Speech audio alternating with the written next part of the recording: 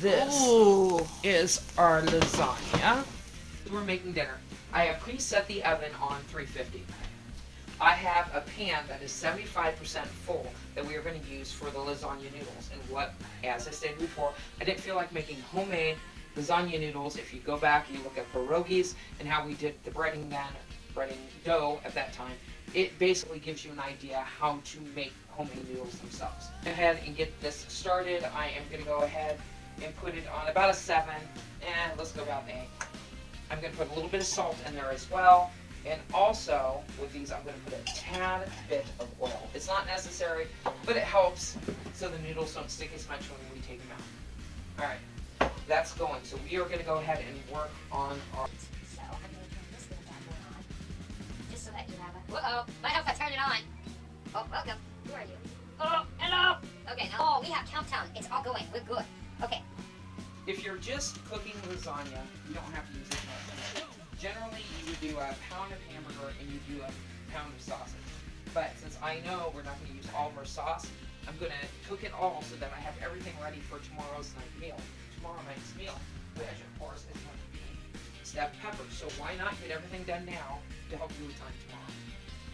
So basically, we are just going to dump this little sucker in there. And then when it starts to brown, we're just going to go ahead and add some salt and pepper to it. So while this is going ahead and it is browning, we are going to do what we usually do. We're going to take a small break and we're going to let this cook. And then we'll get right back at you. Should take about 15 minutes. Yeah, but we'll see.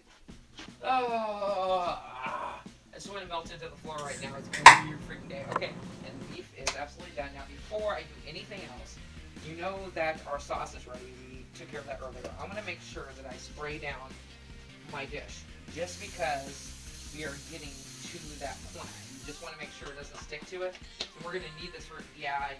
We're going to go Pam. Okay, I'm going to go ahead and take this off, which is the beef. And you saw that in this other video, salt and pepper, and I did some other things. So, okay, I'm going to go ahead and grab the sauce. Now, it's been sitting there. You're probably at room temperature, which isn't a bad thing. You don't want to mess with hot sauce too much.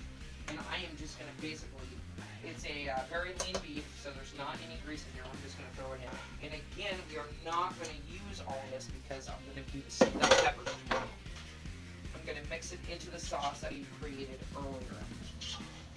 Now, the next thing we're going to do before anything else is I want to get those noodles boiled and off to the side.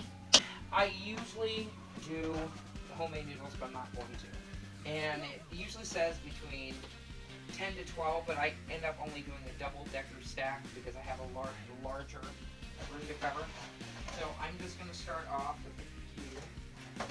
And if you have some lasagna noodles that break up, don't throw them away. Don't toss them out.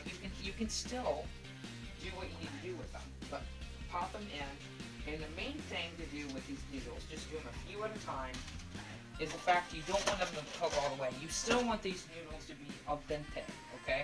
Because they're going to cook out the rest of the way. And I just went ahead, actually I'm going to put some Pam on my dish here because I do not want them to stick once they're done. It's just like the noodles. Keep an eye on them. When they start floating up and they don't look as yellow is when they're done. Alright, so we're going to do this. Now it's got to see. I have to see. I have no idea what I'm doing. Oh yeah, you're good. So you're just going to cook a few at a time. You can put them all in there if you want to, but I prefer just doing a couple at a time so they don't stick together as much. It'll only take a couple of minutes. If you cook them all the way through before you put them in the oven, they become mush. So al dente is when you start seeing the whites around it. But yet you see that on the edges it starts becoming translucent in a way, and that's pretty much what you want because it's going to finish cooking in the pan. So I'm just going to put this to the side and I'm going to do another batch because I know this isn't enough. Now I'm out of my America. F yeah. I did get some great Value ones. I would have had some more of the American Beauty, but somebody by the name of me kind of dropped them, and they just went all over the place, and all over the place in the same area that I keep like the cat litter. So yeah, that's not a good idea. kind of went out the window. I believe that should be about Wait, the same time. you're telling me there's no cat litter with today's dish? No, there's not. I'm Damn it, saying I don't even want to eat it anymore. I dropped it, and then the ones that stayed inside the packet was the one I used, and the other ones were kind of like, and I went, yeah, probably not the best idea in the world. Okay, so oh man, I need a bigger kitchen person. When you're making this, the first thing you need to do, and I'm going to bring this over, is your first layer, you need to put a little bit on the bottom. So I'm going to put a couple scoops of this filling on the bottom so it's covered. Okay, then I'm going to do my first layer. Again, it's al dente. I'm just going to lay them down. Don't worry if... Oh, crap. Always, really? On my foot, too? Damn chickens. Oh, crap. Crap, crap, crap, crap. Yeah. I gotta wait for my other bills. Time to make another drink. It's been a weird day. when you're out in public. But when we went out for our weekend, me and Dougie, Yeah. for my birthday. Right. Oh yeah, the. Oh spirit yeah, album. and I had the mask, my own oxygen. So then we're just gonna layer some more meat on here, like so. And as you can tell, the sauce that we worked on earlier looks absolutely scrumptious. So let's put another layer of meat on here. Doesn't have to. Now this is when you go ahead and put your cottage cheese in. Since the sound was out, some I got pepper jack, mozzarella cheese, Romano or whatever, and my farmer's cheese. Then the eggs. There was 2 eggs that was mixed in with the cottage cheese. And again, I like cottage cheese a lot more better than the Ricotta. cheese I had. And put a layer of this on here. There's already cheese mixed in. And if you do not use all of this, like I did, don't worry about it. Like I said, tomorrow, I'm going to make stuffed peppers, and if there's anything left over, it's going to go in the stuffed peppers. I mean, it is an absolutely wonderful meal. Okay. So, now we are going to noodles. What? Crap, doggy ball. Jesus Christ. Seriously? Oh, this is the way my days are going. Okay, so I'm going to...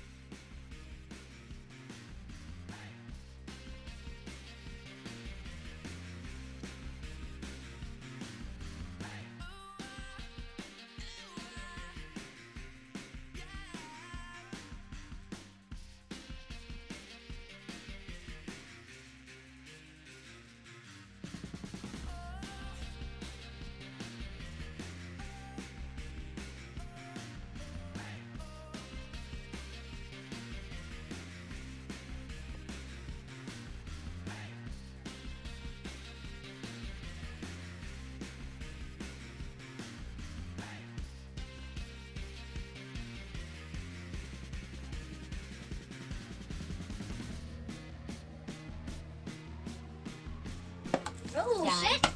We have had an accident, people. We have had an accident. Ah, crap. It happens.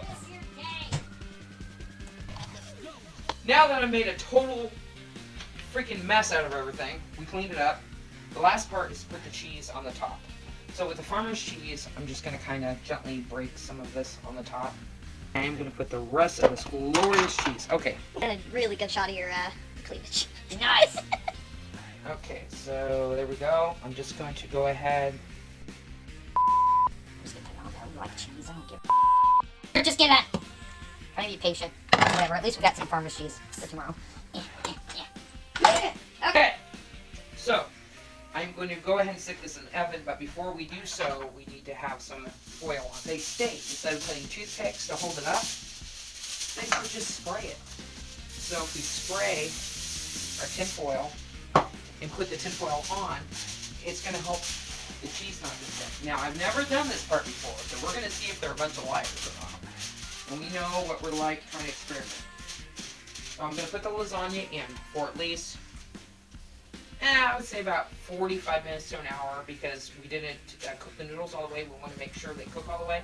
Then after that, I'll make sure we take it out. We'll take off the tin foil, and then we're going to cook it on broil until we get the cheese where you want it to be. So I'm just going to stick it in the oven, and then I'm going to clean up the messy kitchen mess that we have here. And I will see you in just a few minutes. Anyway, peace out. Alright. Right now what you want to do is I'm going to take this layer off. And holy crap, it did work. So, but we want this a little bit more brown. I'm going to stick it in. I hope that, wait, you know what? I think that's too high because, you know, sometimes if you put something on broil and it's up too high, it can cause a fire. That has happened before. I'm not going to say when, but it has occurred.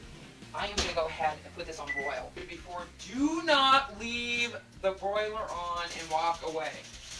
And then we're going to show you in just a minute how awesome this meal is.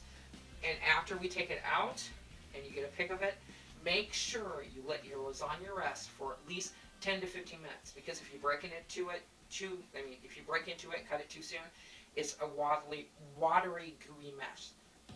Jesus, I can't talk. A watery. That was special. I know, I didn't basket. I don't know where it went. It will be watery and you'll lose the flavor. So always, like anything that you cook, rest your meat. This is our lasagna. And That looks remember, good. you need to let that rest for at least 15 minutes.